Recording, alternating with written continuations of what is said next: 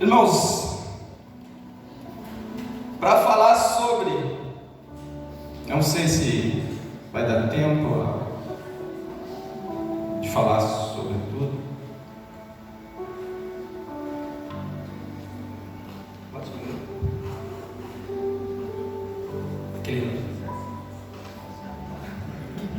Então, outra vez ele estava errado, né? Tá certo. Amém. Mas vamos lá. Você procura ser rápido, né? Até porque a gente fica constrangido no meio dos pregadores assim, né? Mas vamos lá. Para nós falarmos sobre esse ato, sobre esse fato que mudou a história. Irmãos, a crucificação não é algo banal, é algo maravilhoso que aconteceu. Nós devemos lembrar, nós devemos trazer à memória, não só na ceia, porque muitas das vezes nós só trazemos à memória no momento da ceia, aí nós nos emocionamos. Eu também, irmãos, eu também fico emocionado, porque é o momento de nós assentarmos na mesa e participar do pão da graça. É o momento que a igreja se une na mesma coinonia, na mesma oração, no partir do pão. Momento que a igreja se reúne e vai pegar o pão e o cálice do Senhor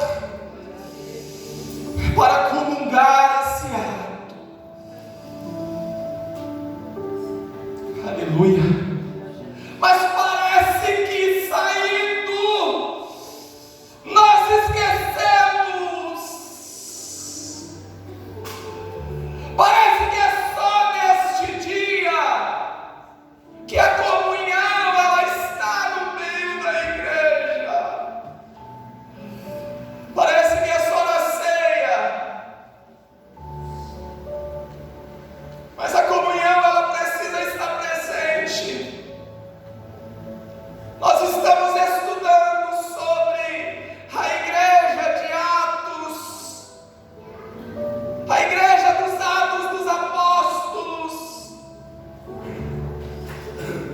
uma igreja perseguida, mas que era uma igreja que crescia. Quanto mais perseguia essa igreja, mais essa igreja frutificava. Essa igreja crescia. Essa igreja era uma árvore frondosa que tinha frutos. Glória a Deus. E todo mundo queria tacar pedra, porque era uma igreja que tinha muito fruto.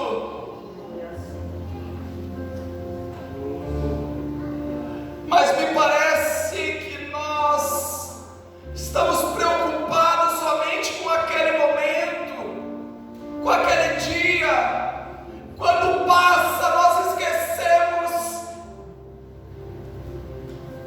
que Jesus ele disse, pastores, eu vou enviar o Consolador.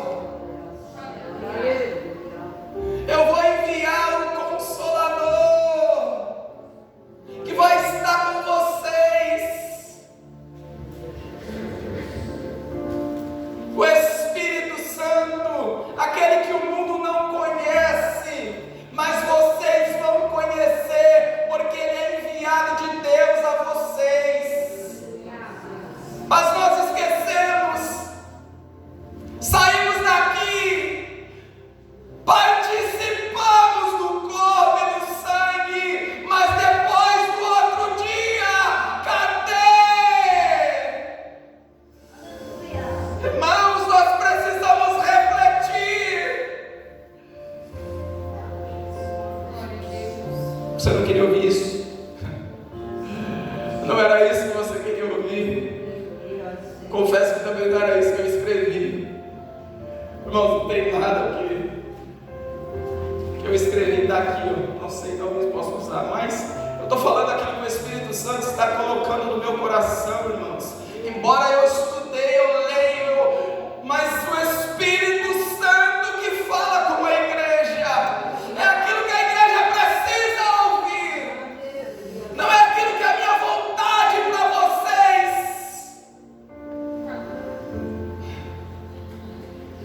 Mas nós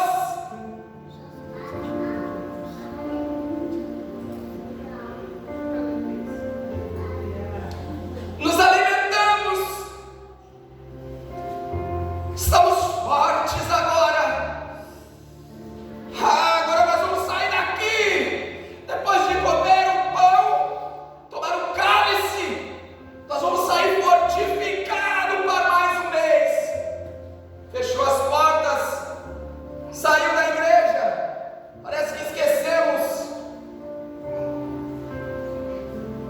Parece que o corpo e o sangue, ele passou direto, não permaneceu, não fez efeito.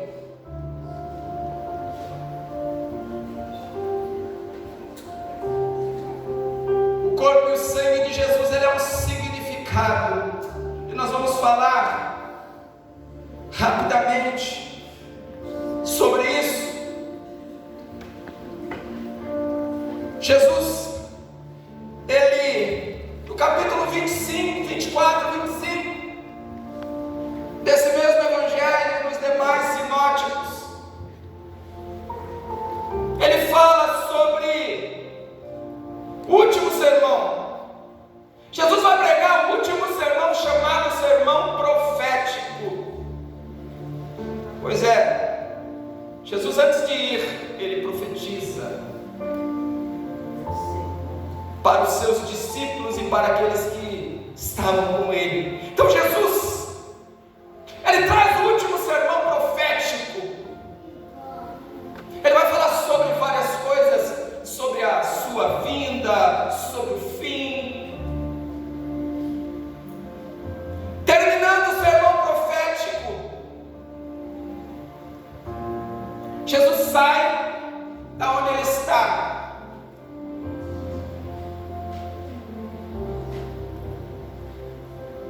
Ele se encontra com seus discípulos ali, os fariseus, escribas, vários ali que estavam perseguindo Jesus, os príncipes e sacerdotes,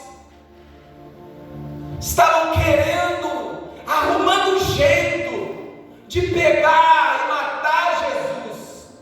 Isso há 2 dias antes. Você vai ver no 26, ele vai falar antes do jantar em Betânia. Era 2 dias antes do fatídico momento da crucifixão. Mas olha só, tem uma sequência que vai nos mostrar o que Jesus iria passar. Capítulo 26. Os príncipes e os sacerdotes tentam pegar Jesus, mas Jesus se esquiva e sai. E aí ele vai para a casa de Simão para um jantar. Vai Jesus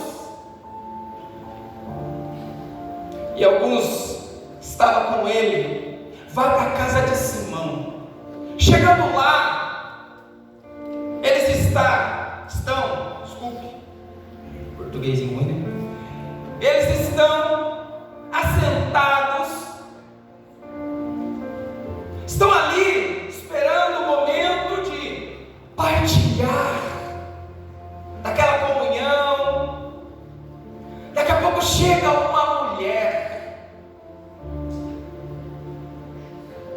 A mulher vem trazendo um vaso chamado de alabastro, e naquele vaso havia um perfume caríssimo,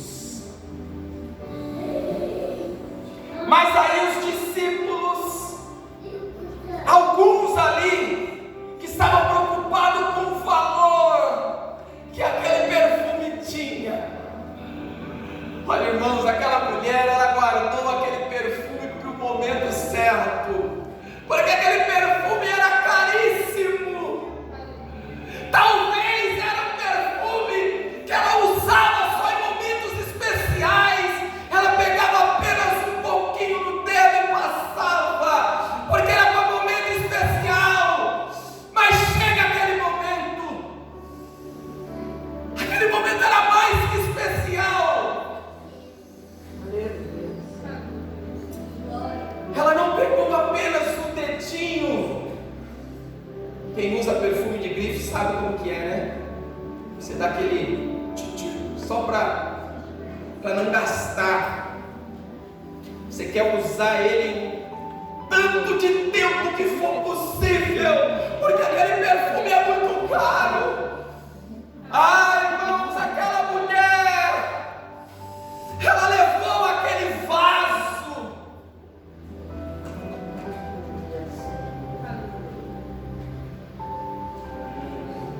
e despejou sobre o corpo de Jesus.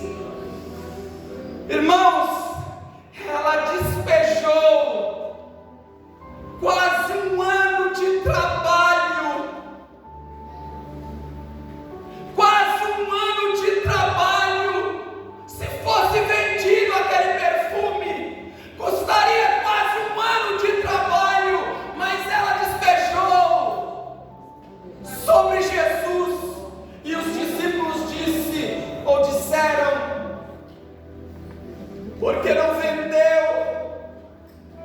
Porque não vendeu esse perfume caríssimo e alimentou os pobres? Ah, Jesus falou: essa mulher fez algo sobrenatural, mas vocês não entenderam nada. Ela está me preparando, ela está me ungindo para o dia. Ela estava ungindo o Cristo com um perfume para que ele pudesse descer à sepultura, preparando. Olha, gente, que coisa maravilhosa! Mas os discípulos queriam vender para alimentar os pobres. Jesus diz: olha, vocês têm pobre todos os dias, vocês vão ter pobres até. Mas o que ela fez? Ela preparou. Esse dia foi preparado. E ele fala assim, ó: este ato desta mulher será lembrado. E tem um outro ato que também é lembrado. Tem um outro ato que também é lembrado.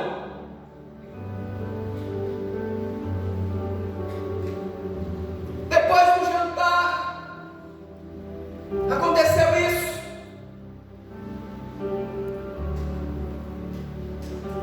Agora vem esse outro ato, o preço da traição. Ah, irmãos, escuta isso: 300 moedas de prata, equivalente a 300 dias de trabalho. Quantos dias tem um ano? 365. Isso, né? Quase um ano de trabalho. Quase um ano de trabalho. Agora esse outro ato, o preço da traição.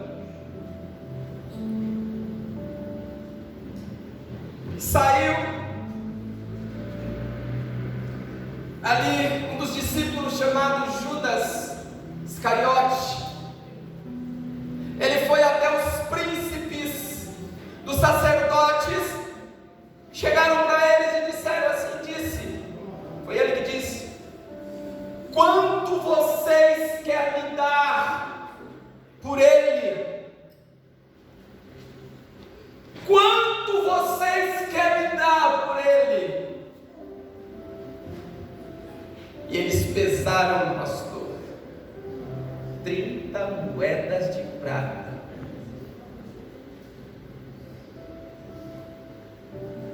30 moedas, 300 moedas, 30 moedas.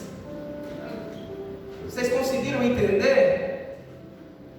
A mulher presenteou Jesus com 300 moedas de prata, porque é o peso do perfume que foi jogado sobre Jesus.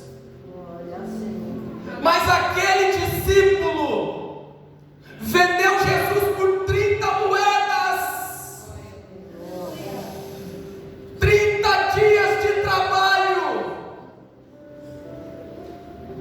por uma eternidade sem Jesus. Vocês entenderam a diferença? Uma foi lembrada pelo ato de bondade, o outro foi lembrado por um ato de egoísmo, porque ele queria 30 moedas de prata, 30 dias de trabalho por uma eternidade no inferno.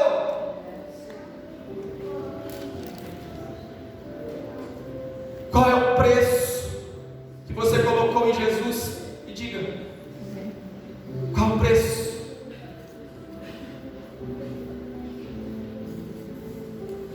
$300 moedas ou 30 moedas?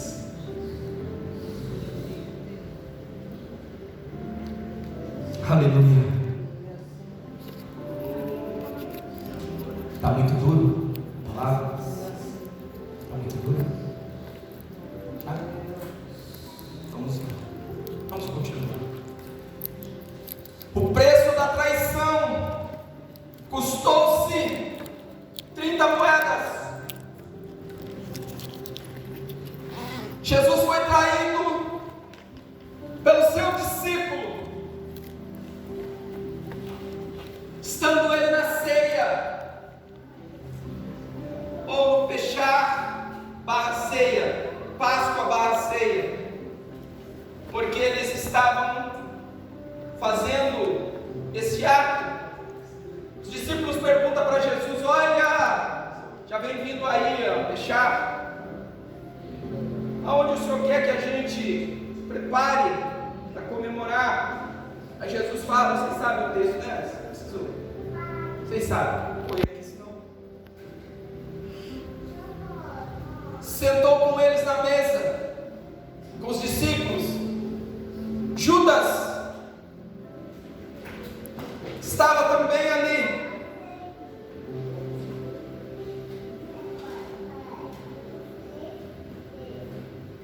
Mas ele já tinha negociado Jesus. E mesmo assim, naquela ceia, existia alguns, um que ia vender, um que ia trair, outros que iam fugir. Mas Jesus continuou a ceia com eles. Jesus continuou. Jesus não excluiu. Jesus continuou a ceia.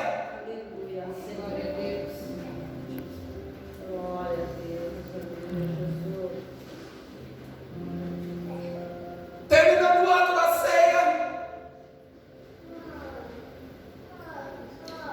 Judas saiu e foi fazer o que ele ia fazer. E Jesus sai dali da ceia e vai agora para um lugar chamado Getsemane, ou Getsemane, né? Getsemane, melhor. Só que antes disso, Jesus avisa a Pedro: Pedro, cuidado, você vai me trair. Mas Pedro disse: não, Senhor, que isso? O Senhor está me estranhando, né? Ô, Senhor, faça isso, logo eu, Pedrão. Eu vou dar minha vida por você. Eu darei a minha vida. A ti eu darei a minha vida. E o daremos a nossa vida? Mas Jesus, olhando para Pedro, disse: olha, o galo vai cantar 3 vezes. Aí você vai entender se você daria a sua vida por mim ou não. Antes que o galo cante 3 vezes, você vai me negar. Você vai fugir, você vai se esconder, você vai voltar a pescar, você vai voltar para sua casa. Apertou o negócio, fugiram. Mas mesmo assim, Jesus pega os seus discípulos e leva eles para o Getsemane, o lugar do sofrimento, onde é chamado de prensa de azeite. Jesus começa a orar, fala para os discípulos: olha, fiquem aqui, eu vou mais para frente orar. Jesus voltou, os discípulos estavam orando no sonho. Jesus, está acontecendo aí? Ah, Senhor, tá bom, fica aí, vela aí comigo. Volta novamente a orar. Quando ele retornou, os discípulos dormindo de novo.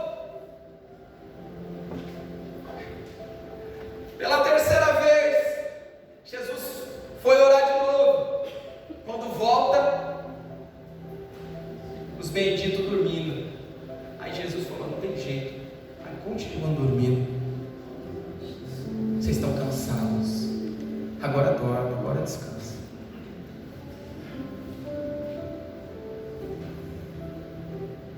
O Getsemane foi o lugar onde Jesus derramou o seu sangue, lugar de sofrimento, lugar onde Jesus foi apertado. Senhor,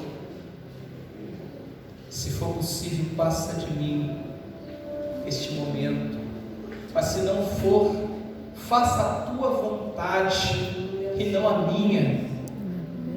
Naquele momento, Jesus não estava falando como divino, como Deus, mas como homem.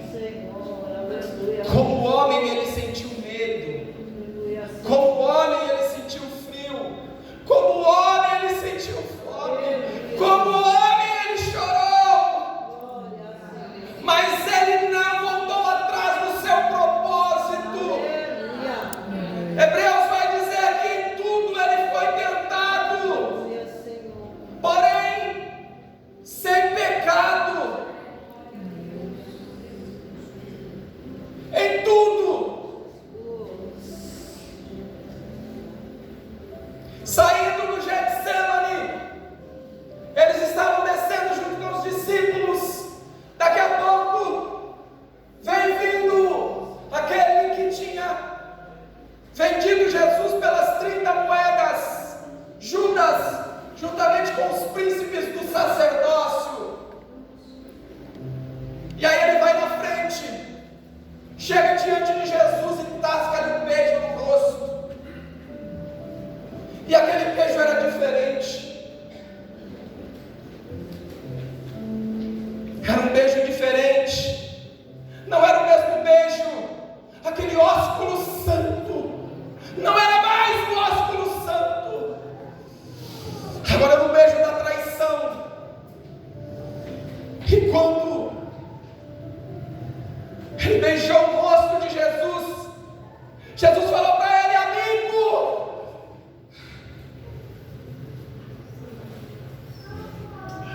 amigo, o que fizeste? Aleluia! Aleluia, Senhor. Glória. Amigo! Aleluia, Senhor. Irmãos, como pode alguém ainda sendo traído, sabendo o que estava acontecendo, Oh, Jesus. mas mesmo assim ainda tinha um traidor como amigo?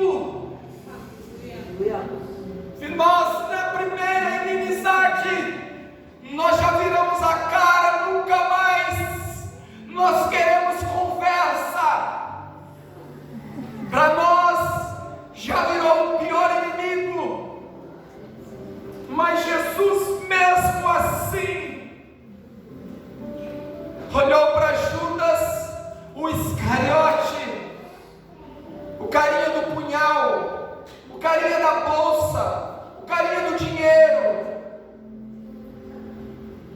e falou para ele: você é meu amigo.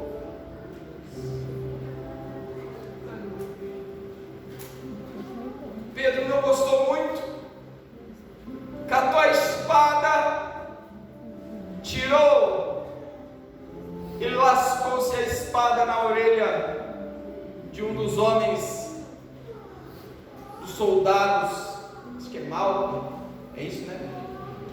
Alguns falam que é servo do sacerdote, outros falam que é um soldado romano. Agora fica aí, ó. Mas Pedro corta a orelha do soldado. Aí Jesus vai lá, pega a orelhinha dele, coloca no lugar. Glória a Deus. Oh, aleluia. Aleluia, Jesus. Coloca a orelha no lugar. Deus maravilhoso, Senhor. Quem com a espada ferir vai ser ferido pela espada. Pedro, não é assim que eu te ensinei. Não é desse jeito. Se Jesus olhou para aquele homem traidor como um amigo, imagina aquele soldado chegando lá sem a orelha.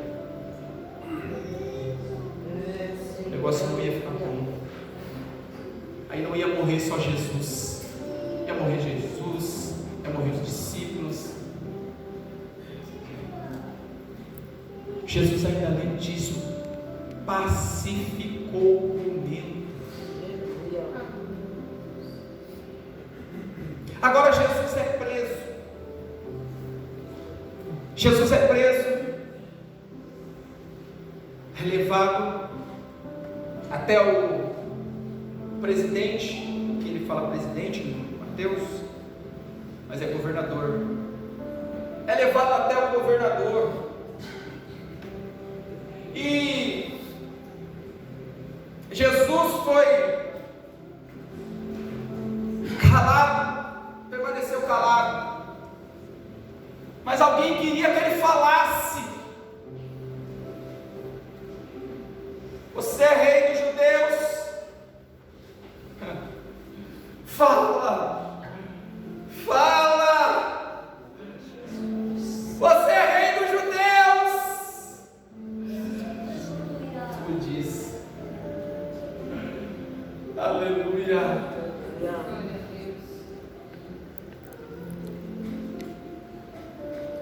Eles queriam condenar Jesus de qualquer jeito. Pilatos, ele tentou, porque a esposa de Pilatos teve um sonho e falou assim: não entre na causa desse justo, não entre na causa desse justo, porque eu sonhei com ele é justo. Mas os judeus queria condenar Jesus, queria condená-lo. Mas aí ele pegou e falou assim: olha, não tem jeito, o que vocês querem? Vocês querem que eu condene esse homem? Vocês querem que eu solte, porque havia um costume na época, vocês querem que eu solte Barnabás ou Barrabás? Ou vocês querem que eu solte Jesus?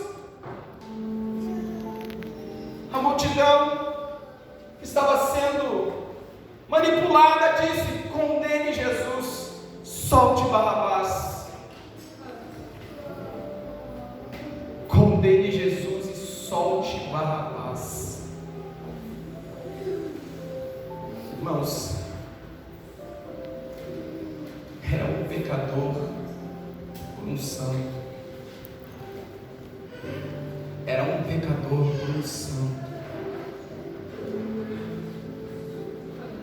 Aquilo precisava acontecer para que isso pudesse acontecer. Aquilo tinha que acontecer para que isso pudesse acontecer aqui agora. Sem derramamento de sangue, não há perdão de pecado. Jesus precisou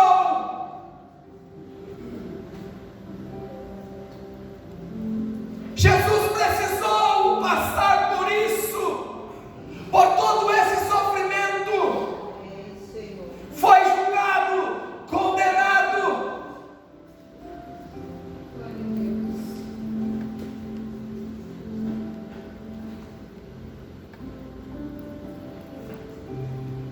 Aleluia. Ele foi açoitado. Nós já vamos chegar. Vou correr aqui para mim terminar já com 5 minutos. Ele foi açoitado.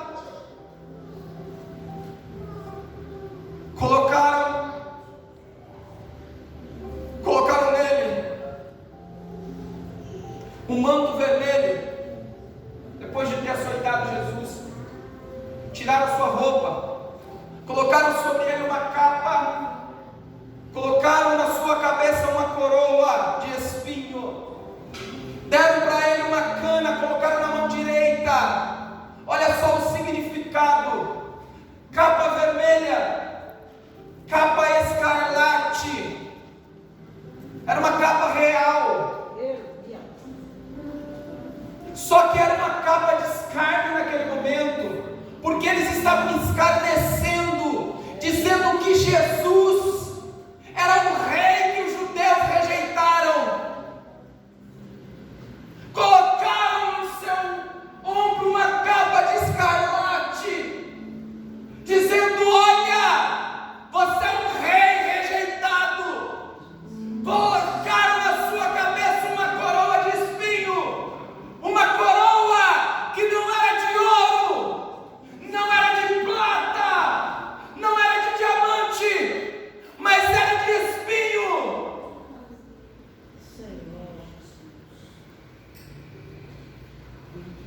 Essa coroa,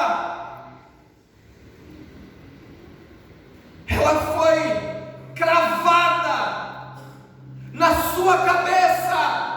Ela não foi só colocada, ela foi cravada na sua cabeça, porque os espinhos eram grandes. Cravaram a coroa de espinho na sua cabeça e colocaram um cetro na sua mão direita. Aquela cana que deram para ele na sua mão simbolizava o cetro de um rei, mas aquele cetro não era de ouro, não era um sinete de um rei, era um pedaço de madeira. Mas eles não entenderam. O que eles estavam fazendo era justamente o que Jesus queria que fizesse.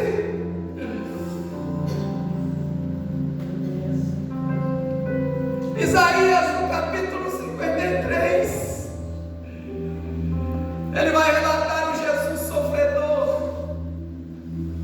Quem deu crédito à nossa pregação e a quem se manifestou o braço do Senhor, porque ele foi subido como renovo, como raiz de uma terra seca, não tinha parecer nem formosura, e olhando nós para ele, beleza alguma havia, para que o adorasse. Ele era um homem sofrido, experimentado do trabalho, porque nós não fizemos caso dele, mas ele não abriu a sua boca. Ele foi levado ao matadouro como uma ovelha muda, e nós o reputamos como aflito e ferido de Deus e oprimido, mas ele não abriu a sua boca. Chega o momento da crucifixão, ele é colocado no patíbulo, de braços abertos. Aleluia! Teve um homem chamado Sirineu, que quando Jesus estava tombando no caminho,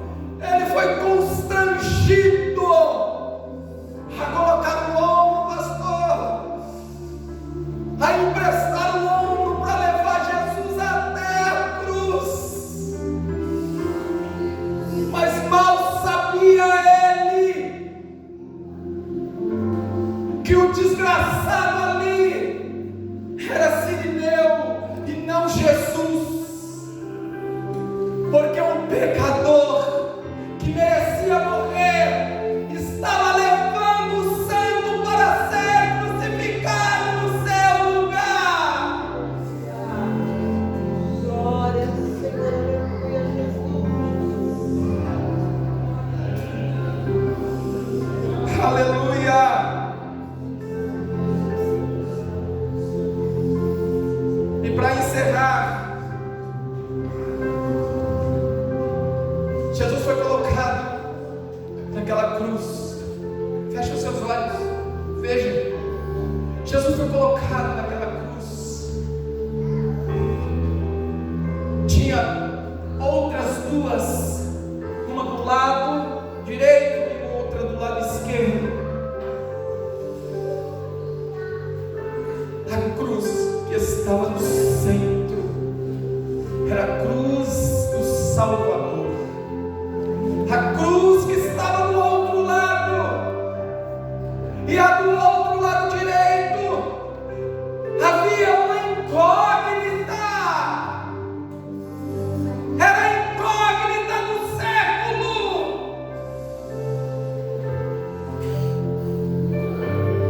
Desce da cruz, salva-se a si e a nós, se você é o Filho de Deus. Mas do outro lado, alguém que também estava sofrendo e merecia a condenação disse: Senhor, eu sou pecador mesmo, mas eu posso ver o amanhã. Eu posso ver o amanhã. Olha, rapaz, nós estamos na condição de condenados. Nós merecemos. Você não teme a Deus. Olha, Jesus, o Nazareno, lembra-te de mim quando entrares no teu reino. E a palavra final é: ainda hoje, ou hoje mesmo, estarás comigo no paraíso.